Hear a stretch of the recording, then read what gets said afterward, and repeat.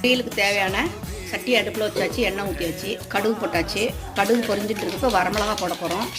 வரமிளகா போட்டாச்சு. கூடவே வெங்காயம் போட்டு கருவேப்பிலை போட்டுருவோம். ரொம்ப சிம்பிளானது, ஈஸியானது. இந்த காய்கறியெல்லாம் இப்போ நிறைய பேர் நம்ம விரும்புகிறதே இல்லை. குழந்தைங்களுக்கெல்லாம் இதெல்லாம் சாப்பாட்டில் போட்டு பிசைஞ்சு கொடுத்தோம்னா நல்லது உடம்புக்கு. எல்லா காய்கறியும், நாட்டு காய்கறிகள் எல்லாத்தையும் நம்ம சாப்பிட்ணும். பூமிக்கு அடியில் விளையிற காய்கறியை விட கொடியில் படர்ற காய் அப்படிங்கிற முடிகிற எல்லா காய்கறியும் ரொம்ப நல்லது. சீன வரைக்காய், அவரைக்காய், பூசணிக்காய், புடவலங்காய், பரங்கிக்காய், அப்படி காயின்னே முடிகிற எல்லா காயுமே ரொம்ப நல்லது நம்ம உடம்புக்கு. நார்ச்சத்து நிறைஞ்சிருக்கும். இந்த மாதிரி காய்கறி சாப்பிட்டோம்னா உடம்புல நம்மளுக்கு ஃபைபர் கண்டென்ட் நிறைய கிடைக்கும். இப்போ பரங்கிக்காய் போட்டு விட்டுறலாம்.